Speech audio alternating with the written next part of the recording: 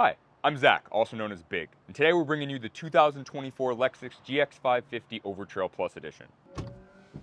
And hi, I'm Ben, also known as Small, and I'm going to tell you all the little things you didn't know about the GX.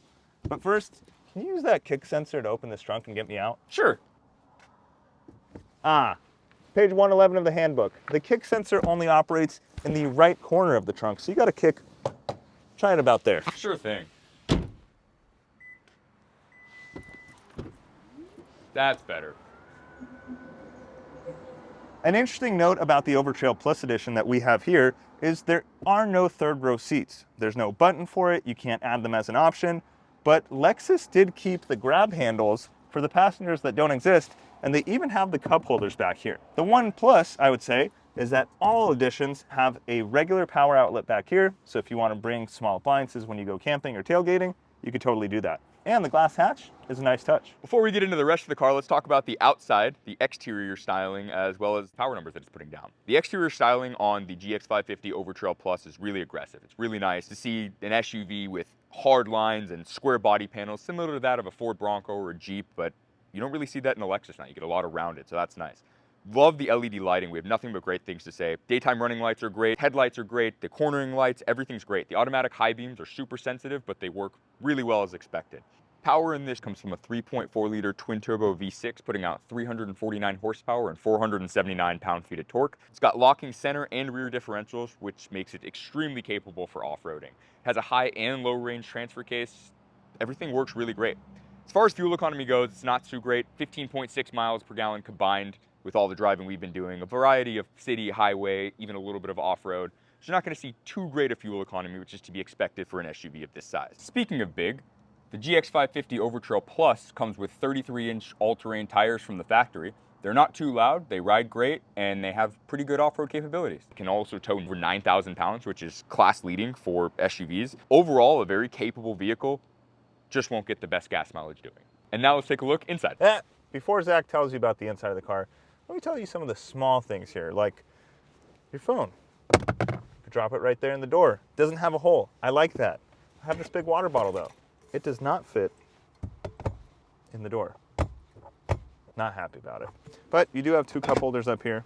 You also have wireless charging for your phone, and there's this weird little wallet phone holder cubby thing going on above the glove box, so you can actually fit a few phones here, probably 2 or 3, but it makes this awful, awful noise.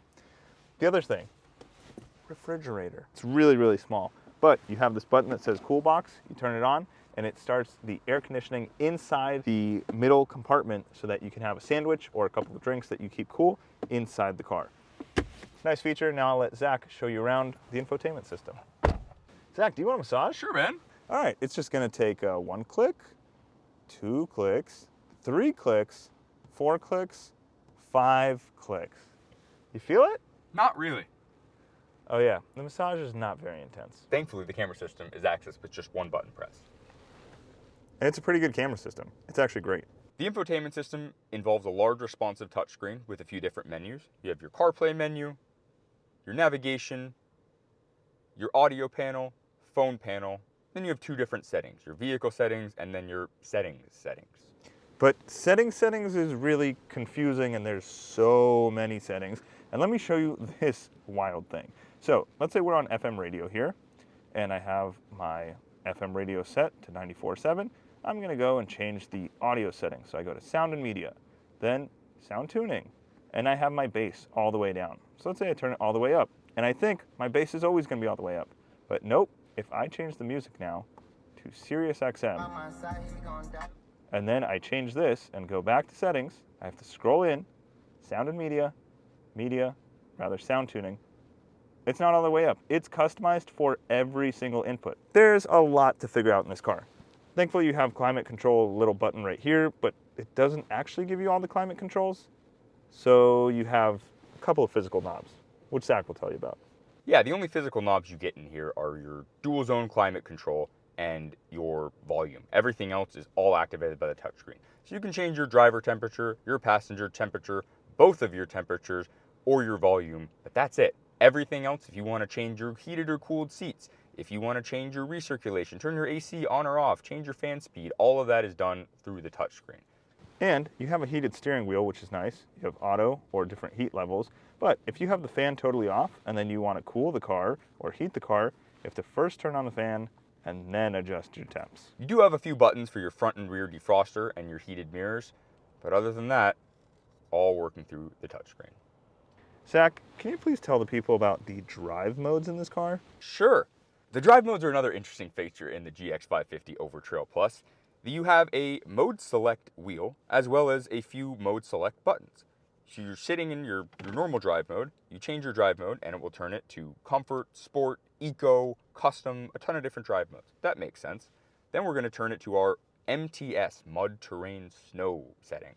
And there's certain settings like deep snow, mud, sand, dirt, automatic. Great. So this dial changes based on the button you press. Finally, we get to my favorite setting, the crawl setting. You turn crawl setting on and you can change your crawl speed. We tested that out. It works great. It's a fantastic button. The problem is there's no easy way to turn it off. You turn back to your drive mode setting and you can turn it to sport. I want to turn it to Sport S Plus. Now I'm in Sport S Plus with crawl control. Doesn't make much sense, does it? To me, the GX is lacking a little bit when it comes to the sunroof. It's fine up front, but if you're sitting in the back, it's definitely a little bit on the dark side. What you're lacking in sunroof, it makes up for in thigh support for the driver only. Yeah, I don't get thigh support up here. This trim also comes with a factory roof rack. That's a dealer installed option. It's all metal, very durable. It's great, except for when you're driving over 60 miles an hour. You get a lot of wind noise coming from the roof rack here. The rear seats of the GX are 60-40 split with heated left and right seats. One lever and it's up and out of your way. Just as easy to put back down, drop it. But most importantly, they also recline. Yeah, reclining's nice and all, but will it fit a water bottle? That is the question. And the answer is, if you stuff it in there, kind of. The rear seat in the GX is a pretty comfortable place to be. I'm about 6'3" and I have plenty of headroom. There's a nice cutout here for my head. Same thing with the front. The front seat has leg cutouts and there's plenty of foot room as well. Overall, I'm pretty comfortable and even able to recline, so that's nice. The other thing back here is everybody in the car gets a grab handle. Well, unless you're in the middle, which means if you're riding while the car's off-roading, you can hold on up here or here. You also have nice window shades, which are really easy to operate and manual, so they shouldn't ever break. There's no motors to worry about. And in the middle, there's 2 USB-C ports, which is nice, but there's also a giant transmission tunnel, which means if you want to have 3 adults back here, good luck. Check this out. If I want to sit in the middle next to Zach, my knees are basically going to be up to my chin. My turn to try it. That's not going to work. We also have this little green accent piece, and there's no green anywhere in the car. Well, actually, Zach found it. It's this little tiny pad inside the front doors, which is just random. Now let's drive it. So this car's a little bit too sensitive to traffic. The safety collision stuff is nice, but as you heard, it beeped even when I had the turn signal on to turn right. Now I'm going to do the same thing again. I'm going to roll to this stop sign, rather this red light, have my turn signal on, and it is going to beep, telling me that there is traffic in front of me that's cross traffic to help me avoid it. Now we can drive. Around town, other than that, it is pretty easy to live with. It's easy to drive one-handed. The steering wheel controls are really simple in order to get comfortable. And you also have brake hold, which is one of my favorite features in many cars, which means that when I click this button, brake hold is on, and now I can take my foot off the brake and just relax here. There's also an attention sensor here to make sure that you're not dozing off and that you're paying attention to the road.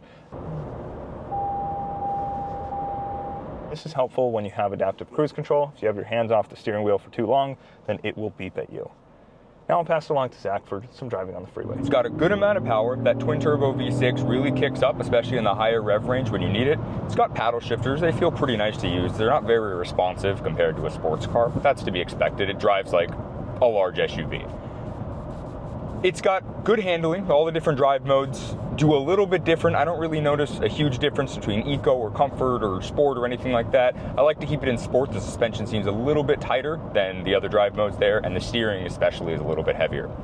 The radar cruise control is absolutely fantastic. It can be semi hands-free driving as long as you're paying attention. It has some attention-aware features, and hands-off, tracks the car in front of you, tracks the lane. I've had no real issues with that.